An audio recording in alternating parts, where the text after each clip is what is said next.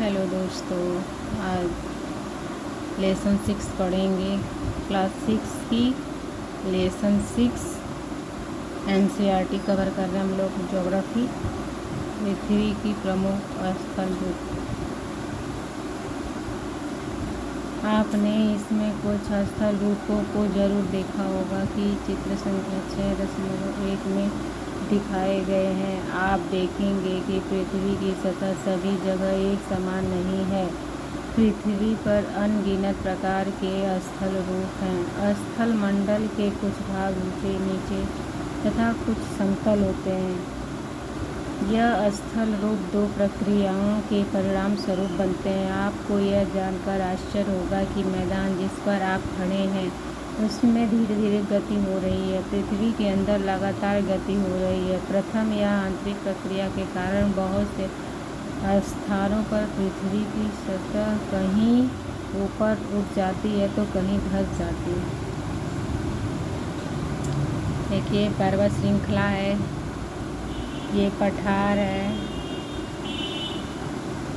ये नदी मैदान।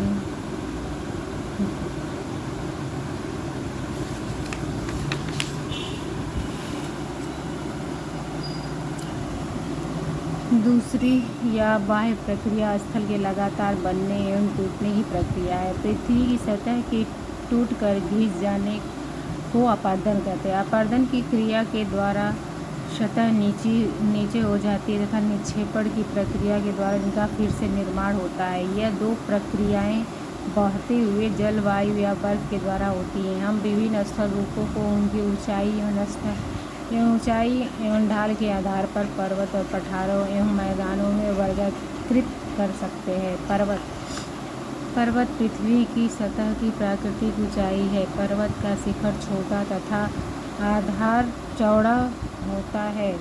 यह आसपास के क्षेत्र से बहुत ऊंचा होता है। कुछ पहाड़ बादलों से भी ऊंचे होते हैं।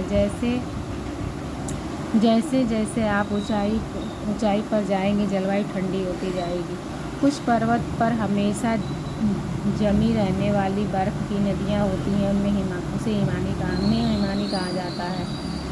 यहाँ कुछ ऐसे भी पर्वत हैं जो समुद्र के भीतर हैं तथा जिन्हें आप नहीं देख सकते। कठोर जलवायु होने के कारण पर्वतीय क्षेत्रों में बहुत कम लोग निवास करते हैं। वहाँ का धरातल खड़ी ढाल वाला होता है तथा कृषि योग्य भूमि की कमी होती है। पर्वत एक रेखा के क्रम में भी व्यवस्थित हो सकते हैं, जिसे श्रृंखला कहा जाता है। बहुत से पर्वतीय तंत्र समानांतर श्रृंखलाओं के क्रम में होते हैं जो सैकड़ों किलोमीटर फैले होते हैं। हिमालय, आल्प्स तथा एंडीज क्रमशः एशिया, यूरोप तथा दक्षिण अमेरिका की पर्वत श्रृंखलाएं हैं। पर्वत की ऊंचाई एवं आकार में भिन्नता होती है। विश्व की सबसे पुरानी बलित पर्वत अरावली पर्वत माना जाता है।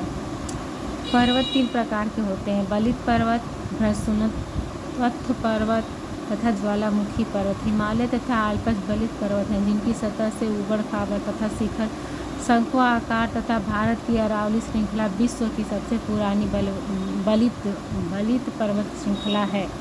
पर्वत की प्रक्रिया के कारण यह श्रृंखला घिस गई है। उत्तरी अमेरिका के अपलेशियन तथा रूस के यूराल पर्वत गोलाकार दिखाई देते हैं।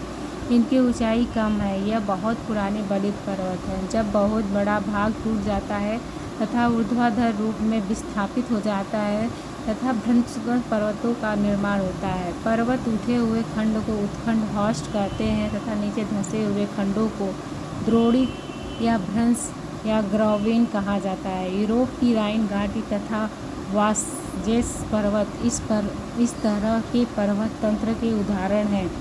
एटलस में दिए गए विश्व मानचित्र से उनकी स्थिति को देखिए तथा इस प्रकार की भूमि आकृतियों के कुछ और उदाहरण पता लगाइए। ज्वालामुखी पर्वत श्रृंखला ज्वालामुखी पर्वत ज्वालामुखी क्रियाओं के कारण बनते हैं। अफ्रीका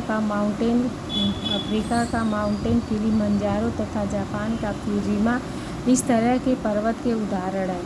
पर्वत बहुत लाभदायक होते हैं। पर्वत जल के संग्राहक होते हैं। संग्रहागार होते हैं। बहुत सी नदियाँ स्रोत पर्वत के इसी हिमानियों में होते हैं। जलाशयों के जल के दोनों लोगों को तक पहुंचाया जाता है। पर्वत के जल का उपयोग सिंचाई तथा पन बिजली उत्पन्न करने में किया जाता है। नदी घाटियाँ तथा वेदिकाएँ कृषि के लिए उपयुक्त होती हैं। पर्वत में अलग अलग प्रकार की वनस्पतियाँ तथा जीव जंतु पाए जाते हैं। वनों से हमें ईंधन, चारा, आश्रय तथा दूसरे उत्पाद जैसे गोंद, रेजिन इत्यादि प्राप्त होते हैं।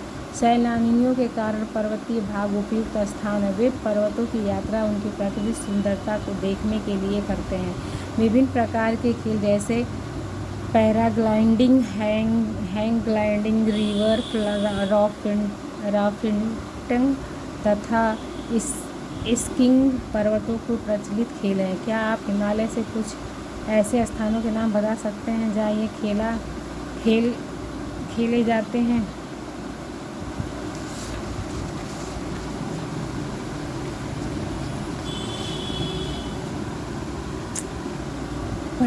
पठार उठी हुई सपाट भूमि होती है। यह आसपास के क्षेत्रों में अधिक उठा हुआ होता है तथा इसका ऊपरी भाग मेज के समान सपाट होता है।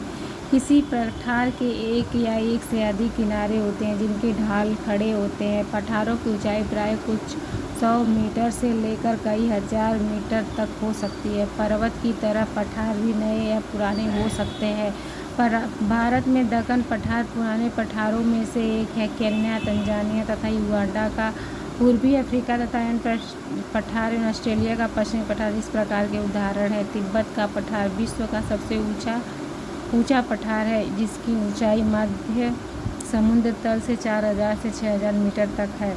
पठार बहुत उपयोगी होते हैं क्योंकि उनमें खनिजों की प्रचुरता होती है। यही कारण है कि विश्व के बहुत से खनन क्षेत्र पठारी भागों में स्थित होते हैं। अफ्रीका का पठार सोना एवं हीरा के खनन के लिए प्रसिद्ध है। भारत में छोटा नागपुर के पठार में लोहा, कोयला तथा मैंगनीज के बहुत बड़े भंडार पाए जाते हैं। पठारी क्षेत्रों में बहुत से जलप्रपात हो सकते हैं क्योंकि यहाँ नदियाँ ऊंचाई से गिरती हैं। भारत में छोटा नागपुर पठार एवं स्वर्ण रेखा नदी पर स्थित हुंड्रू जलप्रपात तथा कर्नाटक में जोग जलप्रपात इस प्रकार के जलप्रपातों के उदाहरण है। लावा पठार में काली मिट्टी की प्रचुरता होती है जो उपजाऊ है एवं खेती के लिए काफ़ी अच्छी होती है। कई पठारों में रमणीय स्थल होते हैं जो पर्यटकों के लिए आकर्षित करते हैं।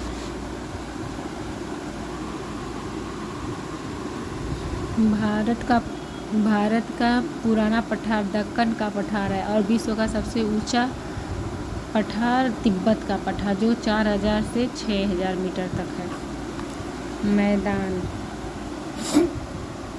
मैदान समतल भूमि के बहुत बड़े भाग होते हैं। वे सामान्यतः माध्य समुद्र तल से 200 मीटर से अधिक ऊंचे नहीं होते हैं। कुछ मैदान काफ़ी समतल होते हैं, कुछ उर्मिल तथा तरंगित हो सकते हैं। अधिकांश मैदान नदियाँ तथा उनकी सहायक नदियों के द्वारा बने हैं। नदियाँ पर्वतों के ढालों पर नीचे की ओर बहती हैं तथा उन्हें अपरदित करती हैं। वे अपरदित पदार्थों को अपने साथ आगे की ओर ले जाती हैं। अपने साथ ढोए जाने वाले पदार्थ जैसे पत्थर, बाहर या सिल्ट को वह घाटियाँ निक्षेपित कर देती हैं। इन्हीं निक्षेपों से मैदान का निर्माण हो। सामान्यतः मैदान बहुत अधिक उपजाऊ होते हैं। यहाँ परिवहन के साधन का निर्माण करना आसान हो, इसलिए यह मैदान विश्व के सबसे अधिक जनसंख्या वाले भाग होते हैं। नदियों के द्वारा बनाए गए कुछ बड़े मैदान एशिया तथा उत्तरी अमेरिका में पाए जाते हैं। एशिया में स्थित भारत का गंगा एवं ब्रह्मपुत्र के कुछ बड़े मैदान ब्रह्मपुत्र का मैदान तथा चीन में यांगत्से नदी का मैदान इसके प्रमुख उदाहरण है। मैदान मनुष्य के रहने के लिए सबसे उपयोगी क्षेत्र है जहाँ जनसंख्या बहुत अधिक होती है क्योंकि मकान बनाने के लिए, खेती के लिए या समतल भूमि की प्रचुरता होती है। उपजाऊ मिट्टी के कारण यह भाग खेती के लिए काफ़ी उपयुक्त होता है। भारत में गंगा का मैदान देश में सबसे अधिक जनसंख्या वाला क्षेत्र है। स्थल रूपों की विभिन्नता के अनुरूप ही मानव विभिन्न प्रकार के जीवन यापन करते हैं। पर्वतीय क्षेत्रों का जीवन कठिन होता है। मैदानी क्षेत्रों का जीवन पर्वतीय क्षेत्रों की तुलना में सरल होता है।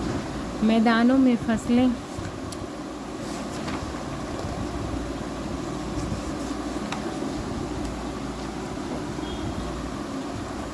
उगाना, घर बनाना या सड़क बनाना पर्वतीय क्षेत्रों की तुलना में अधिक आसान होता है। विभिन्न प्रकार के स्थलों पर रहने वाले लोगों के रहन सहन तरीकों में कुछ अंतर होता है। क्या आप उनसे कुछ अंतरों को बता सकते हैं? कभी कभी प्राकृतिक आपदाएं जैसे भूकंप, ज्वालामुखी, उद्गार, तूफान, बाढ़ बहुत विनाश कर देते हैं।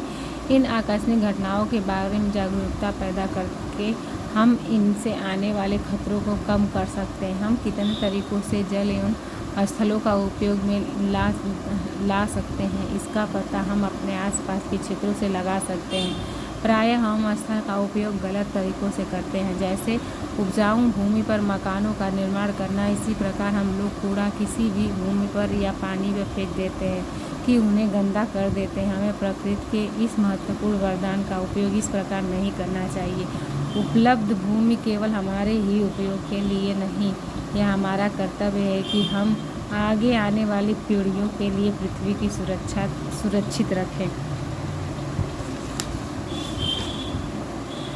Thank you. अगला लेसन नेक्स्ट वीडियो।